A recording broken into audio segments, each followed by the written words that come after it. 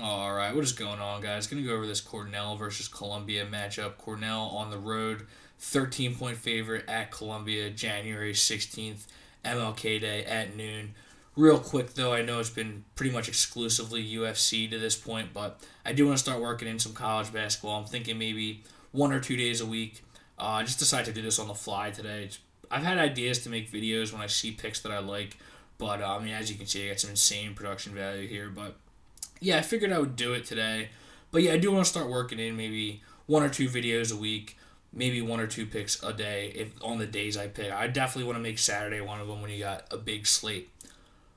But yeah, I do want to have a fair amount of content for college basketball when it comes for conference tournament time and then in March. But without that little introduction or that little introduction aside, let's get into this one.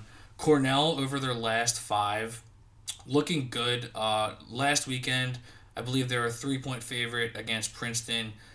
Two best teams in the Ivy League, as far as I'm concerned. I mean, there's an argument for a couple other teams. One, Yale being one of them, who they took care of fairly comfortably, covered in that one, 94-82. But against Princeton, they did lose 75-68. No shame there. Again, Ivy League supremacy was kind of at play there. So, but before that, against Penn, comfortable win. It was a little bit of a close game until the end. I think the spread in that one was about a pick 'em, but yeah, Cornell ends up blowing the doors off them late, and then they did start off Ivy League play very well with a win over Dartmouth, who's kind of towards the bottom. But this is a team that can score a lot. And I don't know if I said this before, but I don't have like a ton of stats. I'm kind of like the that boy nice watcher for college basketball analysis. But yeah, like they can definitely score points, and they've been covering in their last five, 4-1 in their last five against the number, 11-4 overall. And against Columbia, it's the complete opposite, 1-4 against the number in their last five. Playing some of the better teams in the Ivy League, but Harvard, not necessarily one of the more high-powered offenses. They tend to win some of these games by keeping it close, and even they were able to cover. I think they were getting, what was it, 13 and a half, and they won by 22 against Penn. Penn was getting plus 9.5. Columbia was getting plus 9.5. Ended up getting blown out in that one, losing by almost 30. Against Princeton, I think it was like 12. Let me see. It was 12 plus 11.5. Blew the doors off them too. This team really struggles to stay in games. They have really bad defense inside. Teams can seem to score at will against them inside.